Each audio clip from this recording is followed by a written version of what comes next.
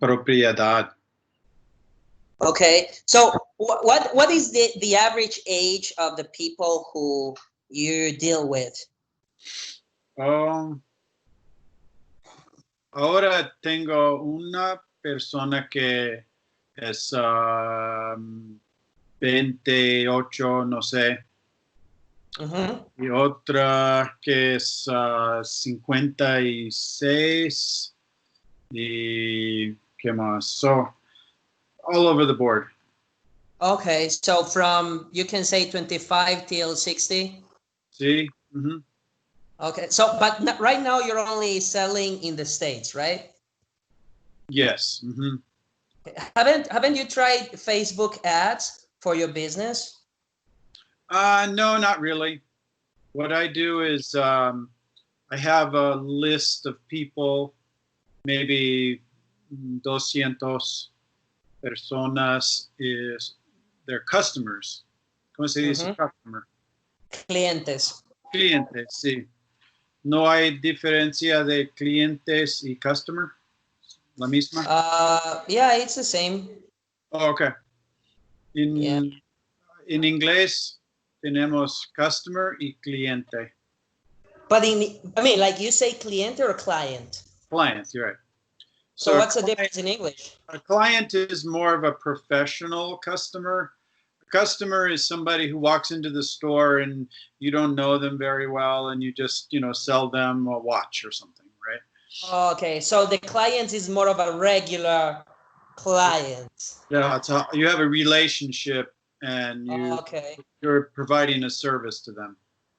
Okay, I didn't know that. I didn't know the two words, but I didn't know the difference between those two. So that's good. No, in Spanish you would just say cliente.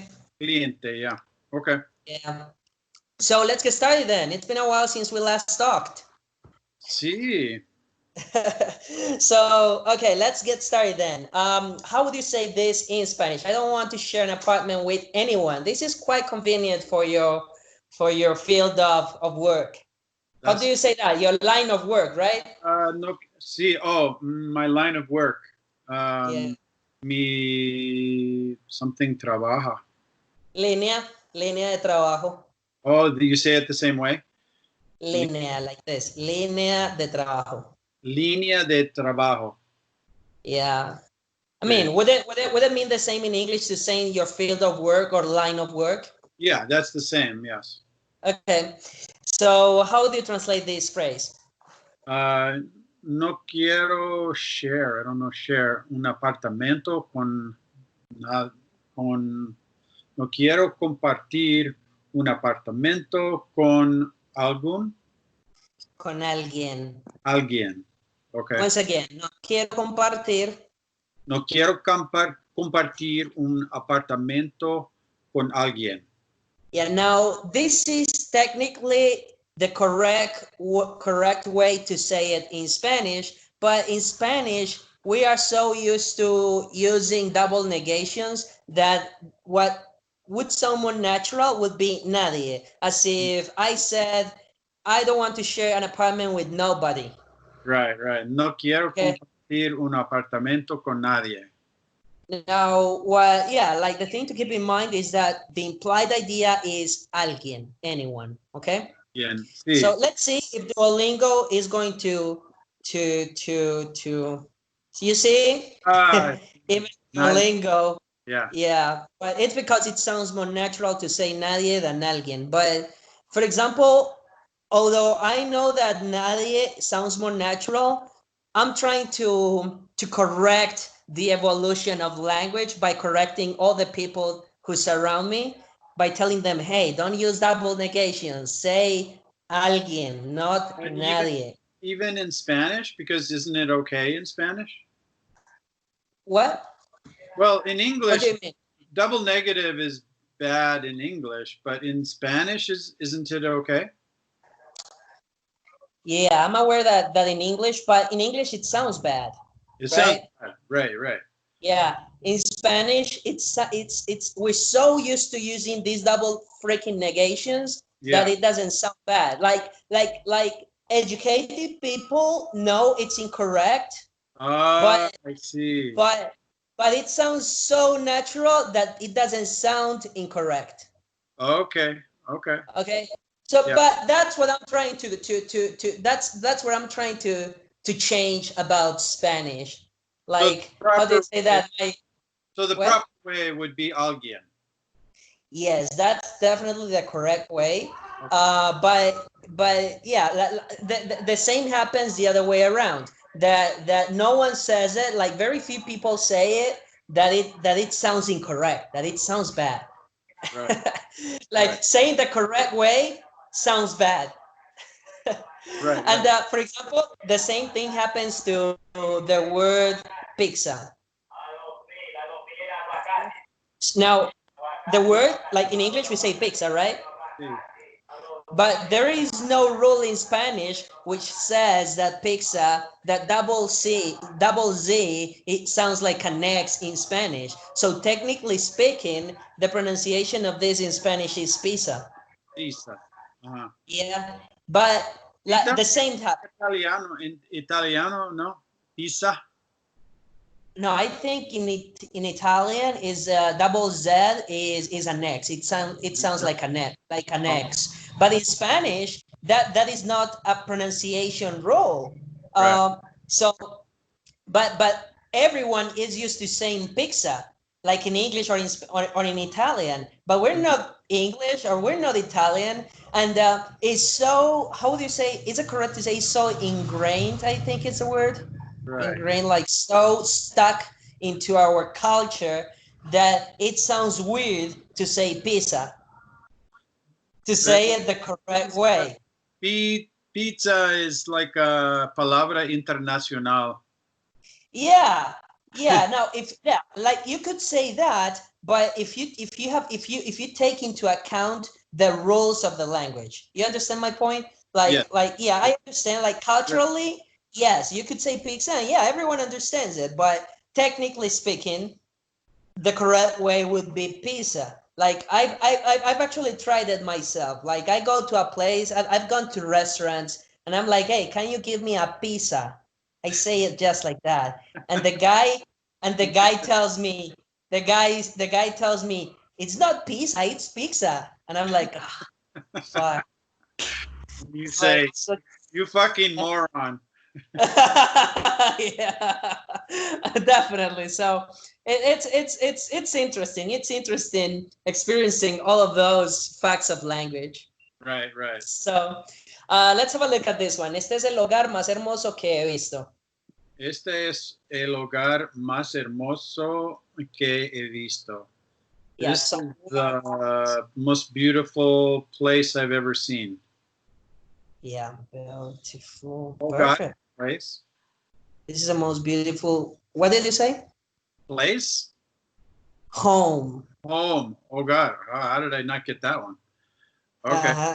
This is, okay. Este es el hogar más hermoso que he visto. Okay. I can Yes. say that. That sounds like a good salesman in Mexico.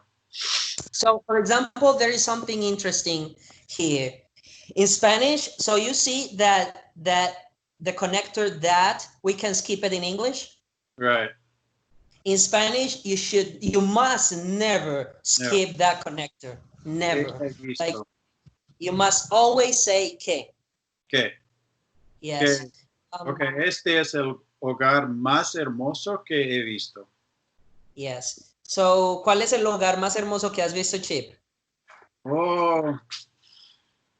Hay una casa aquí en Boulder que es $4 millones y es muy moderno, con un square of glass. Square. What do you mean by square? Like the shape of it is very. Oh, okay. In and lots of glass. What is square and what's glass? Y mucho vidrio. Y tiene mucho vidrio. Y tiene mucho vidrio. Tiene So, mucho vidrio. I'm curious about the places which are like this. Like, they've got so much glass Like it's so bright. I guess it's so bright inside, but is that a special glass that you cannot break with a rock? It has tres layers of glass. So there's 3 layers. Tres capas de vidrio. Tres capas de vidrio. Capas de vidrio. So it's like a wall of glass. Mm-hmm. So it's muy fuerte, y también el sol, la luz puede entrar, pero no the heat. Calor, sí. Sí. What? I didn't know that. The light can come in, but not the heat of the sun. Oh, that's so cool. Yeah, yeah. Mm-hmm. I didn't know that. They call it solar passive, like a passive solar house. So it's all designed to be like, he never turns on the heat in the winter time because the sun can warm up the house, and then he has different ways to block the sun, and it's just amazing. So you don't need an air conditioner inside? Right. I mean, he has one, but it doesn't use it. Wow. I mean, that's definitely the house I want. Right. You just gave me the idea of having a country house like that. Yeah, yeah. Very cool. So, okay, let's continue. So our bookshelf is too tall for this room. Nuestra libre, something with libre, libro. Librero. Librero, sí. Nuestro librero es más tan grande para este cuarto. Es demasiado alto. Demasiado alto para este cuarto. Yes. So nuestro librero es demasiado alto para este cuarto. Let's do it again, a bit quicker. Nuestro librero es demasiado alto para este cuarto. That's how I would say it, though. I'm not sure about Duolingo. Yeah, Duolingo didn't. So demasiado, I get confused when I'm trying to say something is too much. So demasiado is too. So, okay. So the tricky part about too, or about the word too, which is like too much. Like, I mean, we usually use too when it's bad, right? Well, when we say like too tall, too much, too many, but, right? But the important idea of the word is that it's just more than you need. Oh, sí, más right? de bastante, sí. Right? So in Spanish, you can say either demasiado or you can say muy. Now, what's the tricky fact about these two words? It's not the translation, but the way you say it. Right. Okay. So, for example, let's say she is too tall. Okay. It's we.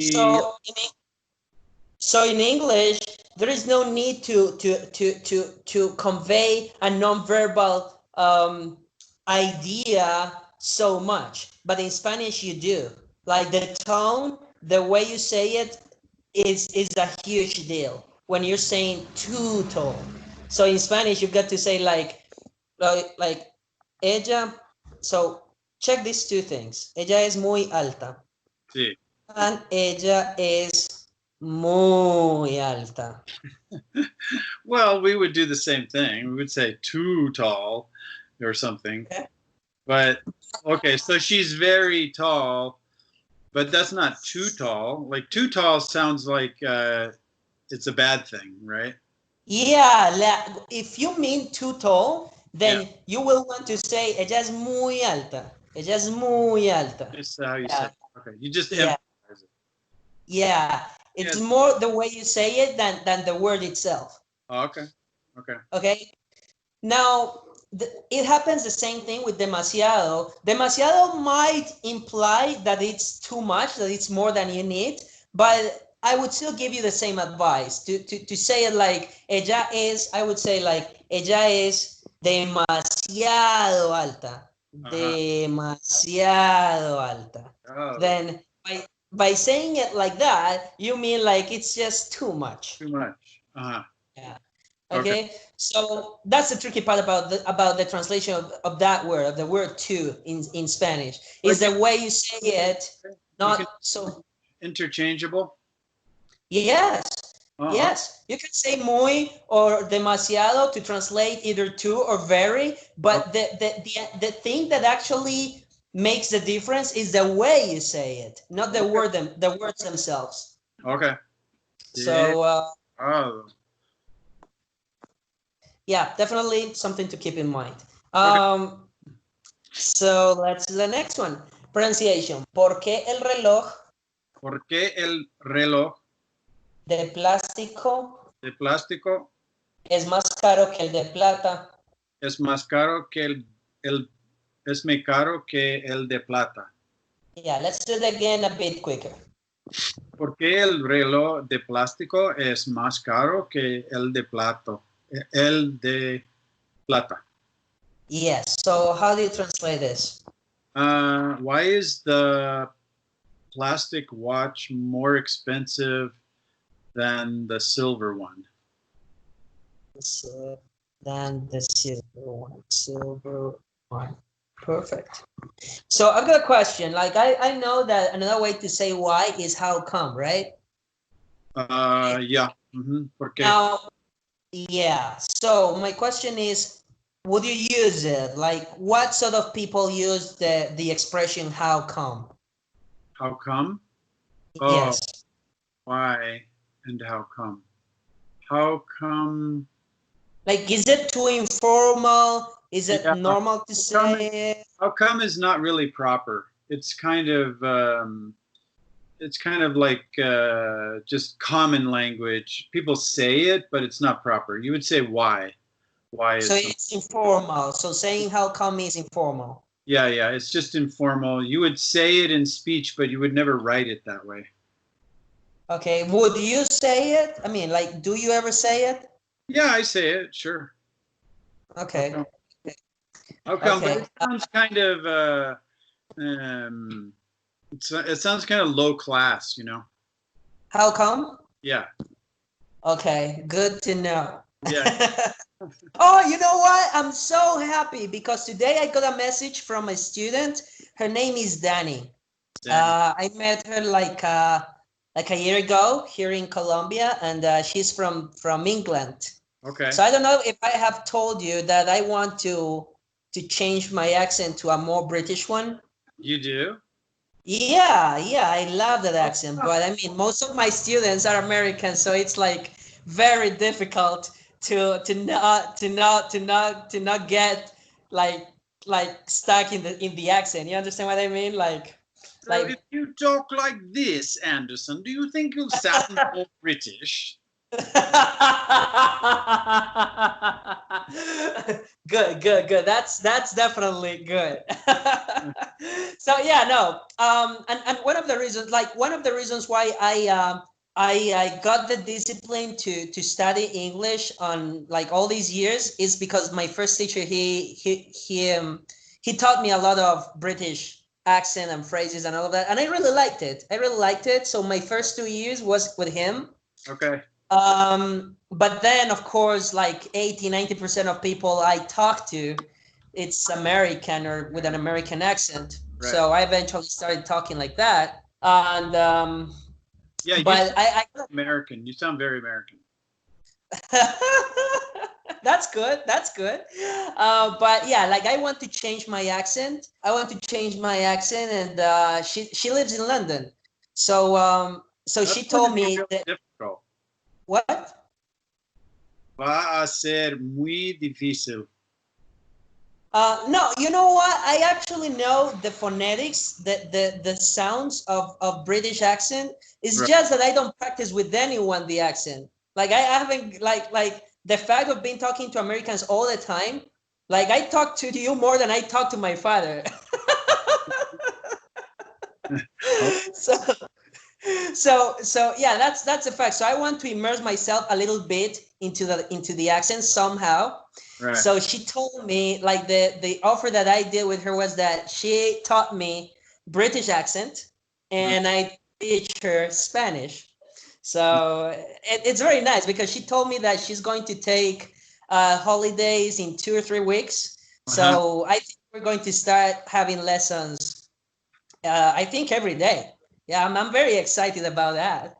Yeah. Okay. So, I mean, like, I think I will invite some students, like a different student every day to those lessons. So, oh, what happened? Why is the plastic watch more expensive than the silver one? My bad. I didn't add the article. Oh, that's ridiculous. Okay. Yeah. Okay. So this one, he came home after buying the construction equipment. Ella vine, or I don't know, vino. El vino. El vino. El vino en casa después de comprar equipe construcción.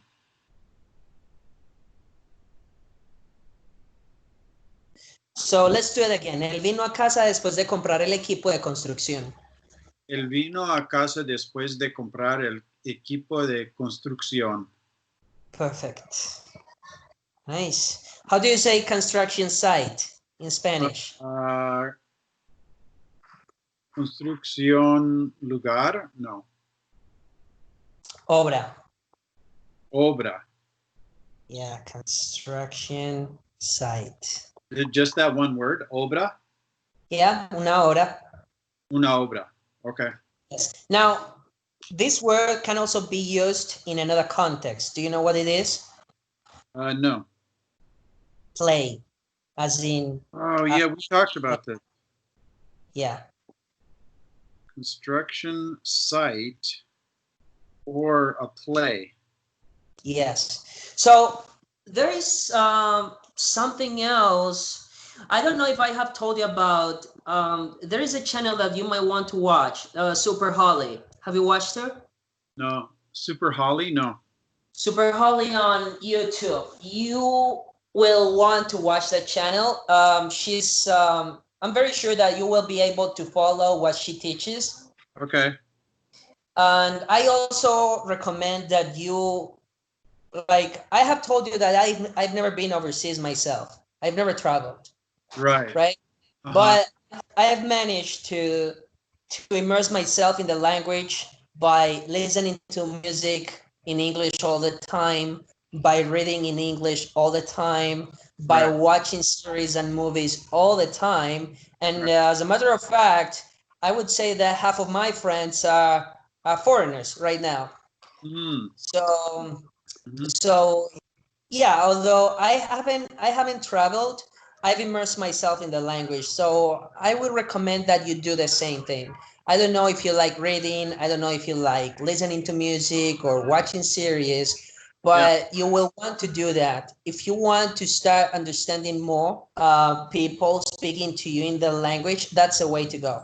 Yeah. That's the way to go. You need to put in at least 1 or 2 hours a day if you want to make a lot of progress in next 3 to 6 months. So that's your homework. Hay un programa en Netflix, se llama Gran Hotel. Gran Hotel, ¿de qué es? Es una novela, no sé, de España en 1800, alguien, no sé, alguna, like the 1800s. And it's like Downton Abbey. Have you heard of that? No, what is it? Downton Abbey. Okay, if you want to learn an proper English accent, you should watch Downton Abbey. Can you send it to me? Yeah. On Skype by text, so I can. Do you have Netflix? I do. Oh, okay. I think it's on Netflix. Okay. And, so is it a movie or is it a series? It's a series, like with many seasons. You ask Danny about it; she'll know about it. Okay. So that's British English? It's British English, and it's in England in the 1800s, and it's a very famous show. A lot of people like it. Here in the United States, a lot of people watch it. But it's all about England and the proper society of the rich people live upstairs and the poor people live downstairs, and they're serving the rich people, and everyone is dressed perfect, and it's like nice. that. Yeah. Nice. Like I recently watched. Well, the only similar thing was the accent, but I really liked it a lot. It's called Lucifer, the series on Netflix. Okay, it's British. That's the fun thing. Like it was all shot in Los Angeles in the States, but the main character Lucifer, he's got a British accent. What I liked about his accent was that it's like a very modern British accent. Oh.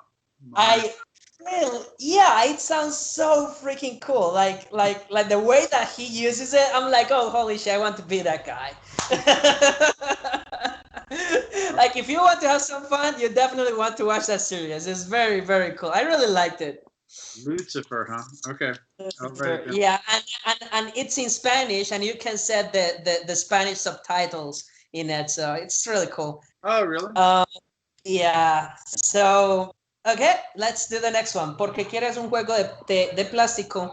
¿Por qué quieres un juego de plástico? ¿Por qué? Yeah, that's like a tongue twister. Yeah. ¿Por qué quieres un juego de plástico? De té de plástico. De té. When you see this, you can do it like by pairs, like de té de plástico. So you kind of make a stop in between té and the second de. Oh, de té de plástico. Yeah, exactly. So porque quieres un juego de té de plástico, you see? Uh-huh. So why do you want something made of plastic? Why do you want a set of tea? Oh. Plastic, I think, a plastic set of tea, right. Okay, juego de té. Oh, come on, a plastic tea set. Oh, for God's sake, that's ridiculous. You could that's totally correct the way you wrote it. Okay, so let's report it. My answer should have been accepted. Something else went wrong. I'm mad. Yeah, oh, come on, and we didn't pass the freaking exam. Okay, so let's do one more, and we'll be done for today. So let's do some food. So empieza el examen. Okay. Let's wait. How do you read this? Cargando. Do you know what cargando is? No. Cargando is loading. Loading. Oh, I see. Cargando. I'm going to tell you something, and you might need it eventually. Okay. So cagar is to take a shit. Oh, really? Yeah. So don't confuse it. Cargar is to load or to charge a device. Oh, cagar is to poop. Yeah, cagar. The first one is to poop, to take a shit. Yeah. But with an R in the middle, in between, cargar, that's to load or to charge a device. Cargar. Oh, that's one of those you can get in trouble on real easily. Yeah. No, it can also be, cargar can also be like to carry something, like to lift something. Yeah. Oh, I see. Okay. Load or carry. Cargar. Okay. Load, charge, or carry. Yes. Okay. Now this thing doesn't seem to be loading, but let's read it. I want you to read this one. Completa una lección. Completa una lección cada día para desarrollar un hábito diario y mantener tu racha. Tu racha. racha. Yeah, so how do you translate that? Complete one lesson every day for something, some kind of habit. To develop or for developing a habit, a daily habit. To develop a daily habit and mantener tu racha. No. Would you say and maintain your streak? Oh, like yeah. when you have done something every day, how do you say that? A streak? Streak? Streak, that's it, yes. Maintain to keep your streak. Oh, okay. We would say maintain your, I don't know. Streak sounds weird, but okay. Completa una lección cada día para desarrollar un hábito diario y mantener tu racha. Good. So we're done for today. So I'll talk to you on Friday, same time, right? So on Friday, yo voy a Colorado Springs para